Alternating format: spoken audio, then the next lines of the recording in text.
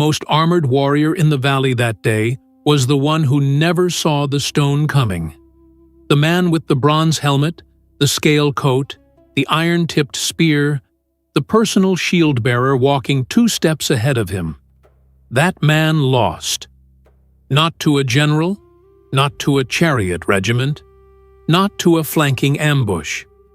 He fell to a shepherd who arrived carrying bread for his brothers and left carrying a giant's own blade. What happened in the valley of Elah was not a miracle that bypassed military logic.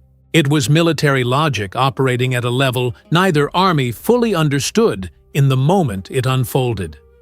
As we read in 1 Samuel chapter 17, 2 armies had been camped on opposing hillsides for 40 days. The Philistines held one ridge, Israel held the other. Between them stretched a valley, and in that valley the same voice had been rising at dawn and at dusk, daring someone to come down and settle everything. The tactical situation explains why both sides were frozen. The Philistines had assembled at Soko in Judah and moved east through the Shephelah, the foothills corridor between the coastal plain, where Philistine power was absolute, and the central highlands, where Israel had built its strength. The Valley of Elah cut through that corridor. Whoever controlled it controlled the approach to the mountain territories. This was not a skirmish. It was a positioning campaign. And both sides understood that a wrong step could cost them the whole territory. The Israelite camp was organized, semi-permanent, with designated zones for supplies and instruction. But Saul's army had one critical deficiency. They were inferior in every category of armament. No war chariots, no iron monopoly. The Philistines had mastered metallurgy in ways Israel had not yet matched. On flat ground, in open engagement, the Philistine force held every material advantage. So Saul waited on his ridge, the correct tactical decision, because descending would have surrendered elevation and forced the exact kind of direct engagement where Philistine iron would be decisive. And then Goliath stepped out. The Philistine commanders were doing something more sophisticated than intimidation. In the ancient Near East, a champion duel was a recognized way to resolve military standoffs. It was also a declaration of divine favor. The side whose champion won was understood to carry the blessing of the gods. Send forward your most overwhelming warrior. Force the enemy into an impossible choice. Produce someone to face him, or accept defeat without a battle. For 40 days, Israel produced no one. As 1 Samuel chapter 17, verse 11 tells us, Saul and all Israel were dismayed and greatly afraid. That was not cowardice. It was a rational response to a military calculus that offered no good answer. And the reason it offered no good answer becomes clear the moment you understand exactly what Goliath was carrying. A bronze helmet, protecting skull and temple from downward blows. Bronze greaves locked to the shins. A detail scholars note was distinctive of Aegean warriors, the tradition from which the Philistines descended. No Canaanite soldier wore greaves as a rule. Goliath wore them because he came from a military culture that had developed infantry protection to a level Israel had not seen in this configuration. The scale coat covering his torso weighed, as we read in 1 Samuel 17, verse 5, 5,000 shekels of bronze, roughly 125 pounds.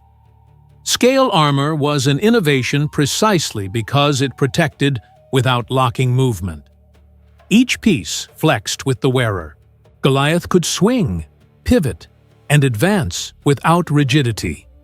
He was not wearing a statue, he was wearing a machine.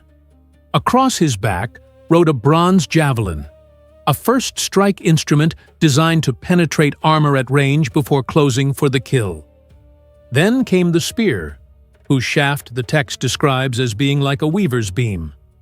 The iron point weighed 600 shekels, approximately 15 pounds. Most infantry spears of that period carried a head under 2 pounds. Goliath's was not designed for throwing. It was a weapon built to drive through whatever stood in its path, and walking ahead of him, a shield-bearer, whose sole function was to carry a large covering shield during the approach, so that Goliath presented almost no exposed surface to anything coming from the Israelite lines. Read this system as a whole, and the doctrine becomes clear. The javelin eliminated ranged threats willing to close within throwing distance. The scale-coat stopped sword and spear strikes. The greaves protected the legs. The shield-bearer absorbed frontal projectiles. The spear delivered the killing blow. Every piece was designed with one assumption: that the fight would happen within 5 steps, on terms Goliath controlled. Now look at what David carried: a shepherd's staff, a leather sling, 5 smooth stones from a streambed. He had refused the armor Saul offered him, and this is the tactical turn that most readings miss, not out of humility, but because armor he had never trained in would slow him down without protecting him. He told Saul, as recorded in verse 39, "I cannot go with these, for I have not tested them." David was assessing his own capabilities with the precision a military commander should apply to every weapon. He knew exactly what he was, and exactly what he could do. The sling was not a primitive tool. In ancient warfare, slingers were precision-ranged units. The tribe of Benjamin produced 700 left-handed slingers who could, as we read in Judges 20, verse 16, sling a stone at a hair and not miss. A projectile from a skilled slinger traveled at speeds exceeding 100 miles per hour. The effective range stretched beyond 100 yards. At that velocity, a stone does not need to penetrate armor. It delivers kinetic force through material, capable of fracturing bone and bypassing the protection that helmet and scale coat were never designed to address from an elevated angle. The forehead was the gap. The bronze helmet protected the skull and temples, but an armorer could not seal the face without blocking vision and breath. The forehead, below the brow guard, above the nose guard, remained exposed by design. And there is a medical dimension that the ancient source material touches on. Individuals of extraordinary height like Goliath often carry a pituitary condition that, alongside the unusual growth, produces characteristic narrowing of peripheral vision. Goliath saw well directly ahead. His ability to track fast lateral movement was likely compromised in ways no armor could compensate for. David understood his advantage before he reached the valley floor. Not in clinical terms, but in the way a man who has spent years protecting flocks from predators at distance understands what his weapon can do to something that cannot close the gap before the stone arrives. As we read in 1 Samuel 17, verse 48, when the Philistine arose and drew near to meet David, David ran quickly toward the battle line. That detail is often passed over as drama. It was execution. A slinger needs momentum and clear rotation to generate maximum velocity.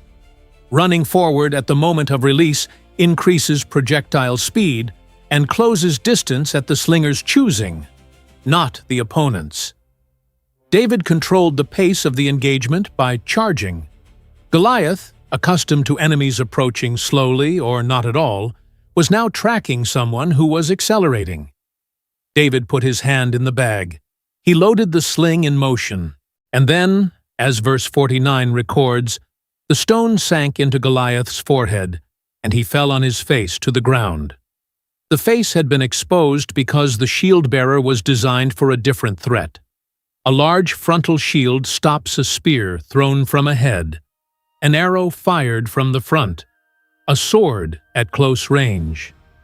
It does not stop a stone arriving at high velocity on a trajectory that clears the top of the shield. The helmet could not extend to cover what the shield was expected to cover. And Goliath's narrowed peripheral field meant that what David was doing at the edges of his vision registered too late to react.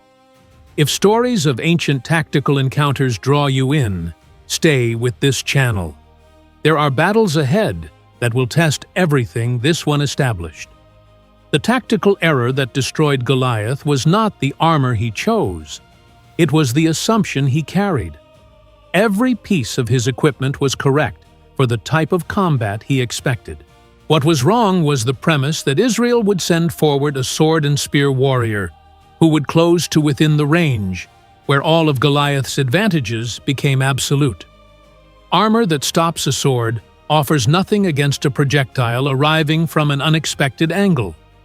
Size that dominates in close combat becomes a liability when the fight becomes a question of reaction time and trajectory. As we read in 1 Samuel 17, verse 45, David said, "You come against me with sword and spear and javelin, but I come against you in the name of the Lord of hosts, the God of the armies of Israel, whom you have defied." That is not merely a theological declaration. It is a statement of tactical awareness. David named what Goliath was carrying, the instruments of close combat, and named what he was carrying instead. Not a matching set of weapons. A different category of engagement entirely. When Goliath fell, Saul launched the general assault the valley had been waiting for. The Philistine lines had no contingency for this outcome. As the text records in verses 51 through 52, when the Philistines saw that their champion was defeated, they fled. Israel and Judah pursued them as far as Gath and the gates of Ekron, covering the full corridor the Philistines had spent the campaign trying to seize. The champion had not been a symbolic gesture. He was the load-bearing structure of the entire Philistine strategy. Remove him, and the tactical logic holding their force in position collapsed with him. Two ridges, a dry valley between them, an army immobilized by fear, not by iron, a shepherd in the open with 5 stones and a cord of leather, the figure walking toward him carrying more weight in armor than most men lifted in a day, the shield catching morning light, and then the sling beginning its rotation, the legs driving forward, the stone releasing at the angle that cleared the shield and found the one surface in all that bronze and scale that had no covering. The sound the armies heard was not metal striking metal. It was something quieter than that. And then the ground moved differently when the giant came down. The biblical account does not celebrate the weapon. It identifies the source. David declared, before the stone ever left the sling, "The battle belongs to the Lord." Faith and preparation did not oppose each other in that valley. They operated as one. The same clarity that led David to choose 5 smooth stones also led him to refuse armor that would have slowed him, to close the distance at a run, to aim at the gap, to release at the angle that cleared everything the Philistines had built to stop it. Goliath's armor was never the problem. The problem was that he trusted the armor more than he understood the threat in front of him. He looked at David and saw a boy with sticks, his own words, in verse 43, and that misreading cost him everything. Israel spent 40 days asking how to survive the valley. David arrived and asked a different question.